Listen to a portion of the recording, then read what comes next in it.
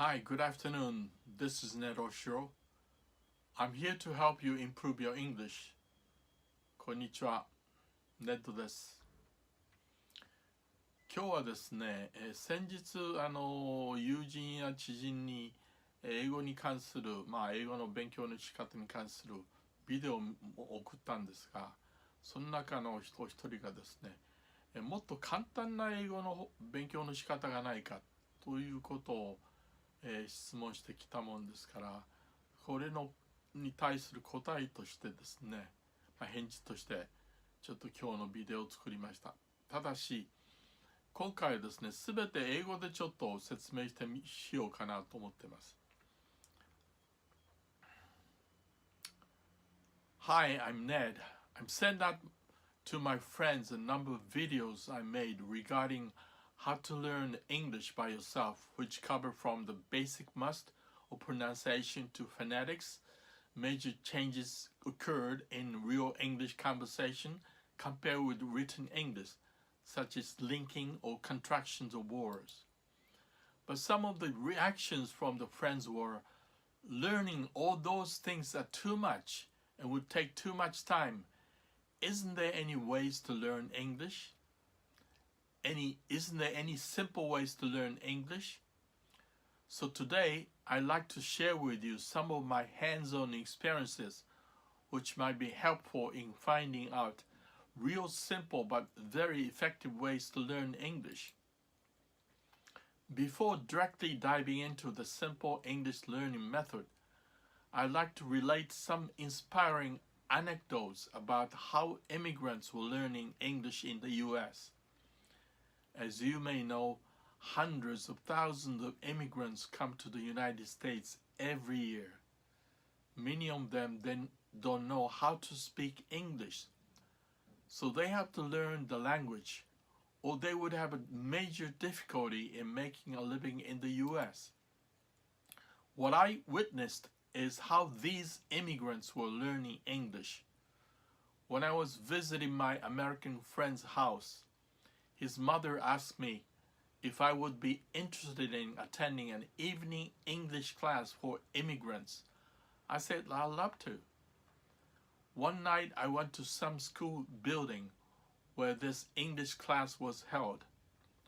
I sat at the back of the classroom where more than 10 people were attending that night. The teacher, who was my friend's mother, was standing at the front and holding a large piece of paper. On the paper was a picture of cabbage, and the teacher said, "Now let's review what we have studied the other day. Please repeat after me. Cabbage." Then all of the people there read aloud, "Cabbage." The teacher repeated the word a few times more, and the people also repeated. After reviewing all the words, which were mostly about vegetables, the teacher said, "Now from here we'll study new words for today. Again repeat after me." Then she showed another picture. It was in a pot for cooking. What they studied that night were cooking utensils. But this time, the teacher read the pronunciation of each of the words more than a dozen times. Of course, all these people also followed her, reading aloud each of the words. At one point, I realized that on the paper was only a picture of something without words. Every picture shown that night was without word. After the class was over, she gave me a ride back to my dormitory. In the car, I asked her about why there was no word corresponding to the thing on the picture. I don't remember the exact word by word of what she said, but summing up, she said something like this: "Ned, did you notice how old those people are? They are more than 50 years old, and some older than 60. Some of them even cannot write down their own name in English. Do you think they will learn how to spell each word if I teach them? No, I don't think so. I'm not saying they should not learn how to spell out. I'm saying this is not the right time for them to learn how to spell out each word. If you show them the picture of things with their corresponding words, they'll be distracted from listening intensively to the sound. The best way to learn any new language is just listen to the sound itself intensively and intently. Focus on one thing at a time. If you try to learn the sound of a word and its spelling at the same time, you would not be able to improve your listening ability as much as you can, because your brain would be distracted, because you would have to concentrate on not only the sound but also its word. What they should concentrate is not the word but listening only this time. What I have concluded from this instant was that the best way to learn any new language is to get started with imitating or mimicking exactly the way the native or your target language pronounces or say things. Concentrate yourself on listening intensively to the way the native is reading. In the case of English, for example, just try to imitate the way the native is making ups and downs while speaking, articulating some vowel sound of each word and making rhythm. The best way to memorize any new words is to find the sentence in which the new word is being used and repeat what the native is saying as many times as possible until you can say the sentence flawlessly. You may have to say the sentence 20 times or 40 times until you could say it smoothly. How quickly you could learn without memorizing differs depending on each person. The key to this listening practice is not memorizing words, but let your lips utter them without thinking. On top of that, you should find out what are your weaknesses, what the words you have struggled with. Once you find them out, set them aside and make your own vocabulary list for these difficult words and revisit once a while to practice to their pronunciation together with the sentence in which the very word is being used. Conquering these difficult words would allow you to speak English fluently. Another thing you should do when trying to memorize new word is that you should try to associate each word with its image. Instead of memorizing the Japanese word for its corresponding English word, imagine the word in your mind.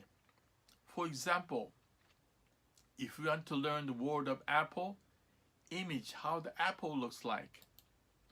Round fruit with a red or green skin color and white flesh. Toughest to image is such abstract words like mind, idea, and philosophy, which are intangible.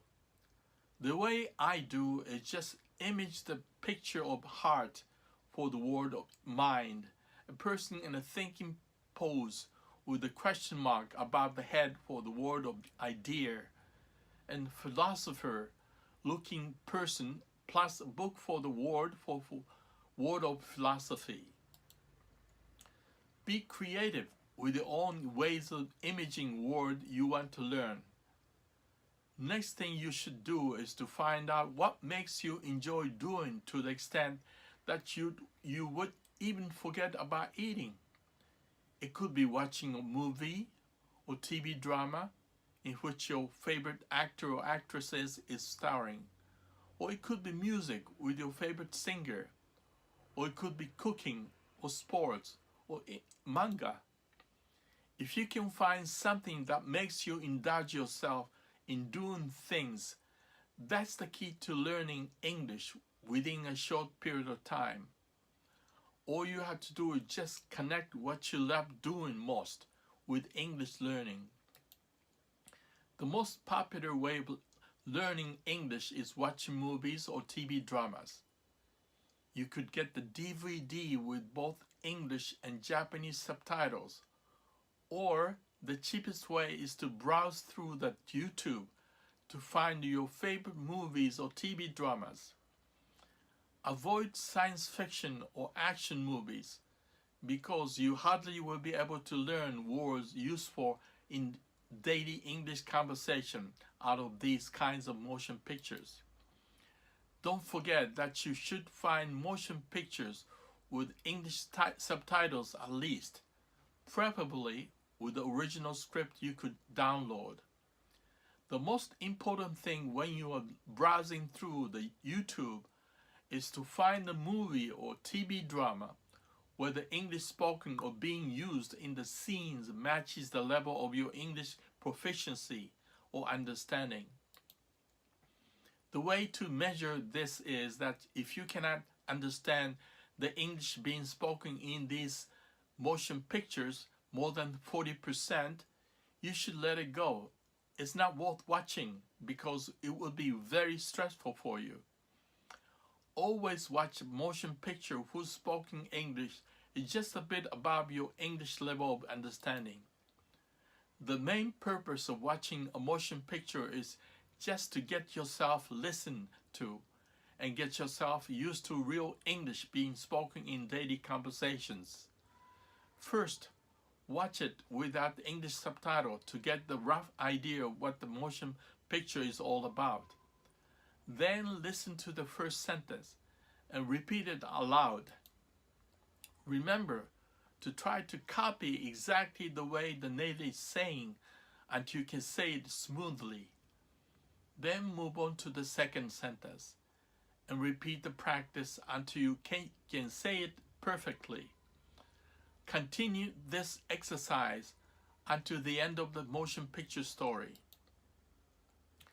This time, you should listen to the entire story without the subtitle to check if you can understand it. If you can understand it, find out where the problem is. What is the cause of not being able to understand it? You should find the causes of not being able to understand and fix them immediately.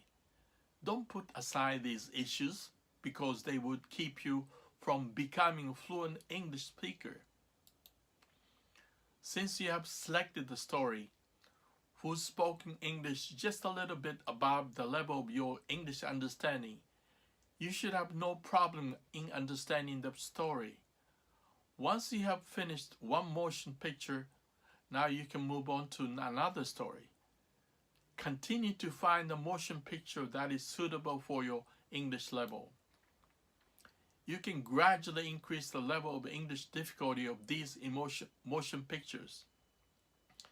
If you can, revisit once in a while whatever motion pictures you have finished practicing with.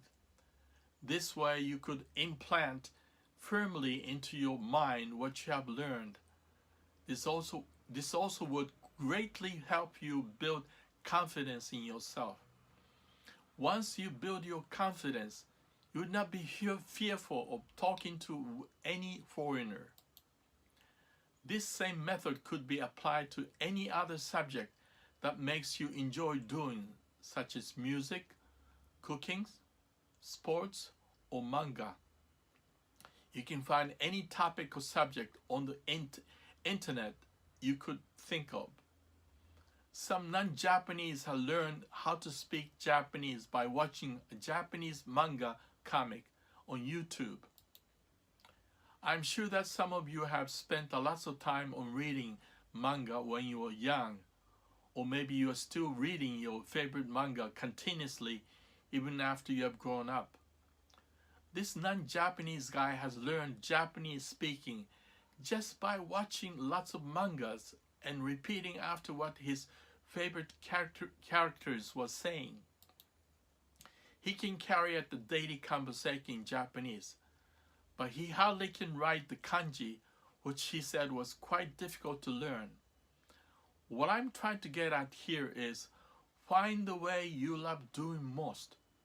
Connect that with your target language learning, and the rest is reading aloud as many sentences as possible until you can talk smoothly. You should practice this every day, No exception of skipping even a day. If you skip even a day of practicing, all the efforts and the time you spend will be wasted. Because if you fail to practice a day, it normally would take 3 to 4 times the efforts and the time you spend in order to get back to where you were before. That would discourage you, and eventually you stop practicing English learning. That is why finding the ways of learning English in an enjoyable way is a must. Otherwise, you would most likely fail again and drop out of English learning. Another issue lots of Japanese learning English face is how to practice speaking English. Lots of people say that they are living in the area where they hardly meet any English-speaking foreigner, so they cannot find an opportunity to practice English. They are wrong. There are several ways to practice their English. One is to talk to yourself in English. Standing in front of a large mirror at home, you could talk to yourself in the mirror in English. You could talk about what you are doing to do that day, or you could talk about what you did during the daytime. But speak aloud whenever you talk to yourself. Another way is just imagine yourself in a situation where you are talking to your friend about the movie you have watched the other day. Instead of explaining the movie in Japanese, you should do it in English. Or you look at the picture of something or illustration of people doing something and explain the situation in English. Stretch your imagination in a way you want to describe what is taking place in the picture or illustration. In other words, you create a story and relate it as if you are explaining it to your friend. Another most inspiring way is to find your language partner on the website or in your living area.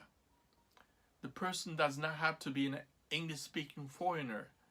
It could be your Japanese classmate or co-worker who also like to learn English. You and your Japanese language partner could talk to each other in English.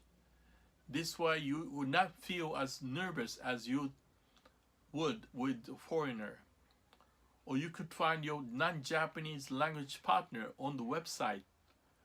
Lately, you could find more than a dozen websites where you could find English-speaking non-Japanese who love to learn Japanese. The system goes like this. You spend the first some minutes on talking to each other in English only. Then you switch the language to Japanese and spend the same amount of time on talking in Japanese. Or there are quite a few number of so-called meetups in your living area. This is a casual gathering where you could speak English and Japanese with non-Japanese. These meetups are regularly being held in major cities throughout Japan. So don't make an excuse for not being able to find an opportunity to practice English or meet up with a non-Japanese. Lastly, I'm sorry to tell you that I'm not tech savvy. I don't know any easy way to write out all these scripts in Japanese. So I'm not doing to upload the Japanese translation of the whole script. But if you want to get the whole English script, you could find it on my blog page as shown below. I would greatly appreciate it if you could write your comment below. I'll try to reply as much as possible. Thank you for watching. どうでしょうか。今日はですね、英語でもって全部説明いたしました。近いうちにできたらこれを日本語の翻訳をですね、また、記載したいと思うんですが、掲載したいと思うんですが、ちょっと時間をください。で、もう一つは私自身がこの、何ですか、キャプションですか、字幕を書く方法をですね、あんまり知らないもんですから、それで今回は、時間もかかるということで、英語だけにしました。Thank you very much. Bye now.